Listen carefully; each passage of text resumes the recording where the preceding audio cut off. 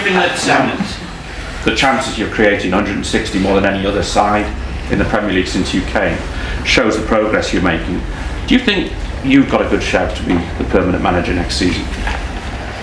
I have no idea, and would you like to be? I haven't made any thoughts about that, because my focus is on Sunday and then the next game against Tottenham and Atletico, and there is to be honest, no time and no space for me to think about anything else than the upcoming games. During your unveiling, during your very first press conference, you said you'd be open to at least considering the permanent job. So no. Is it right to surmise change your opinion? I exactly know what I said. I said with a twinkle on my eye, I said maybe at one stage at the end of the season, yes, I might recommend myself to the club in my role as an advisor. This is exactly what I said. So you'd still do that? Pardon? You still do that with a twinkle in your eye? I don't know. It's not the end of the season. We have another 11 games to play, and hopefully not only one, but a few more Champions League games. So right now we have enough to do to prepare ourselves for the game on Sunday, and this is where my full focus is. Ralf, it's your first derby, it's your first meeting with Pep. What are you expecting? Well, we know that we are playing against one of the best, if not the best team in the world, in Europe, that for sure, and in the world. They have developed well since he arrived here. The same happened at Bayern Munich and at Barcelona when he was there. So he's one of the best, most influential managers and head coaches in the last 10-15 years. So we know what kind of team and what kind of style of football we are facing, and that's why it will be about tactical discipline. It will be a lot of defensive work necessary, a lot of sprinting, running against the ball, with the ball, waiting for transitional moments, and then taking our chances. This is what it's all about. I think we created enough chances in the last 10-11 games. At times we converted them, like at Leeds, for example, where we scored 4 goals. But it's correct, we should have scored more goals, especially in the last game against Watford. We should have scored at least 1, 2, 3 goals in order to win the game. But I would be more worried actually if we didn't create chances. But I think the way that we've been playing, the way that we prepared and created those chances, I think was good, and also against the ball, when the other team is in possession of the ball, we are compact. We didn't allow them too many chances, and this is exactly what we need in the game against Manchester City. Ralf, will Edison Cavani be there to help with the goal scoring this weekend, and what is the rest of the team use? Yeah, he's back in training since yesterday, and today was his second training session with the team. It looks good, so I think he could at least be part of the group for Sunday. Apart from that, we have 2 or 3 question marks behind some players, but we will have to wait and see what happens by tomorrow or on Sunday. But Edison, I think, as it stands now, will be part of the group. Do you think that as a club you are in a position to get somewhere near to Manchester City? They seem to have the structures right. They seem to have the kind of foundation, from chief executive to technical director to manager. It all seems quite fluid, whereas at Manchester United it's not seemed like that. I know you've got a wider role, or you will have a wider view, but do you think Manchester United have what it needs in place to be able to get somewhere near to City? To be honest, I haven't thought about that actually, and I don't know. I don't even know the structure or the setup at Manchester City.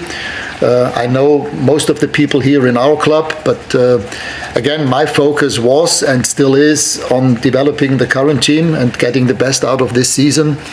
What is obvious, not only with Manchester City but also with Liverpool, they've had continuity and consistency on the position of their manager, their head coach, for 5 or 6 years. For the past 5 or 6 years, they have a very clear identity, a clear idea of how they want to play.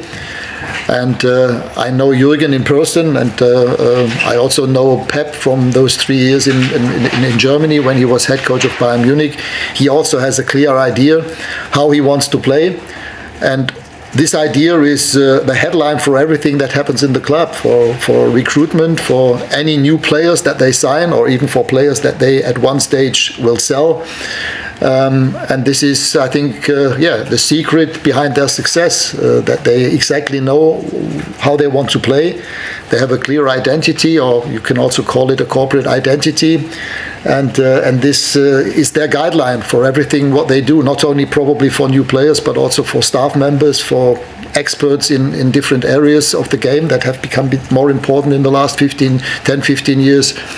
This is what all the top clubs in Europe have in common, and this is something that I think also at Manchester United needs to be developed and improved in the next couple of years. So the way that you're trying to get your team to play at the moment, Ralf, would you expect next season and the season after, whoever the new coach is, would you expect that the things that you're putting in place now to be adhered to in terms of style of play, etc., by the next guy? I don't know. That would obviously depend on the decision regarding the manager or the head coach next season. Every head coach has his own idea of football. But as I said, for me, it's about consistency, continuity on the highest possible level. I mean, of course, it's also quality, and I think we all agree that with Jürgen and Pep, they are probably the two best, or at least in the top 5. For me, they are the 2 best coaches on the planet, in Europe for sure. And this is what it's all about. In fact, it's pretty easy in football. You need to have the best possible people. You need to have a clear idea of football, and then stick to that idea and take your decisions always with having in mind what do we want to be, how do we want to play. Ronaldo has 1 goal. I think Ronaldo 1 goal in his last 10. I think after the Watford game, you said that you couldn't really play anyone else. You didn't have any other options there. To what extent is it perhaps a failure of forward planning at this club that you're reliant on a once great player at 37 whose best days are clearly behind him, and it's clear that he's struggling to play 90 minutes week in, week out? To what extent is that a failure of the club? Look, a few things that happened in the last couple of weeks or 2 months or 1.5 months couldn't have been foreseen by nobody. Now with Edison at least being available for the game and for the upcoming games, we have other options. With Marcus Rashford, we have another player where I will insist and continuously be behind him and with him to develop him. We achieved that with quite a few other young players in the past, and I don't see why this should not happen with Marcus. He's got abundant talent, he's got the pace, he's got the physicality, he's got everything that you need for a modern striker, no matter if he's playing from the wing or in the center. And I will put all my energy into that to help him to take the same pathway that other players did in the last 3 months. With the process now underway for a new manager, I just wondered, and your consultancy at the end of this time, how involved will you be in that process to select the new manager? We haven't spoken about that, to be honest. We had 1 or 2 meetings with the head of scouting and with 2 other people, but I think you will understand that I will not speak about that in detail. But about the possible new manager or about the managerial position next season, we haven't spoken as yet. Ralf, sorry, I fully appreciate that your priority is the Champions League and the Premier League and finishing in the top 4, but as someone who's been heavily involved in strategic planning of the clubs in the past, in understanding the importance of it, how difficult is it when the club don't know the new manager and the profile necessarily of him to actually plan for this summer ahead, which is going to be a considerable one? Normally, obviously, clubs like to plan months and months in advance, but at the moment, how can the club identify the right profile of player, for example, when they don't know who the manager's going to be? Or is it literally going to be a case of we're just going to have to start from the beginning of June or the end of May once we know who it is? I get your point, but again, I told you that so far we haven't spoken about that. So, to be honest, I'm the wrong person to whom you address the question right now. My focus is on the upcoming games and getting the best out of the current players and team, and all the other things.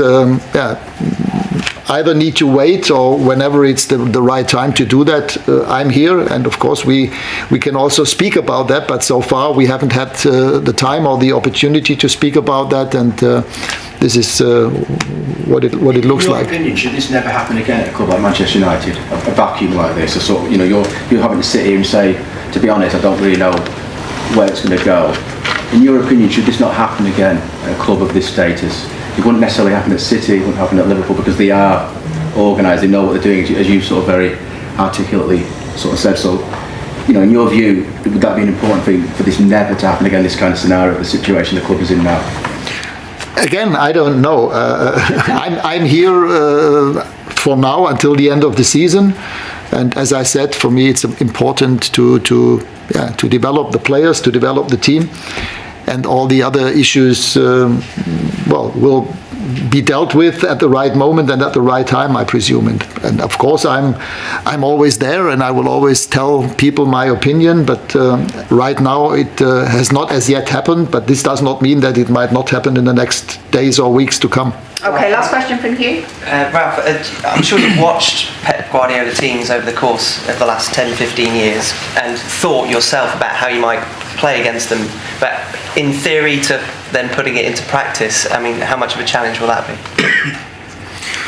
I mean, in the end, it's about controlling the game, about not letting them play and having them the ball just without any pressure, because this is exactly what they're looking for. They're always looking for creating an overload of players in half spaces, even with their goalkeeper almost playing like a centre back, with at least one of their fullbacks playing on a midfield 6 position, playing with a false 9, always dropping back into midfield. So this shows we are fully aware of the idea, how they want to play.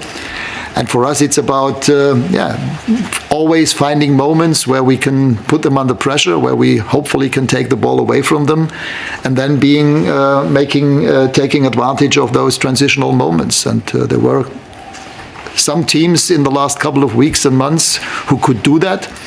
And it's up to us to show on Sunday that we can also do that.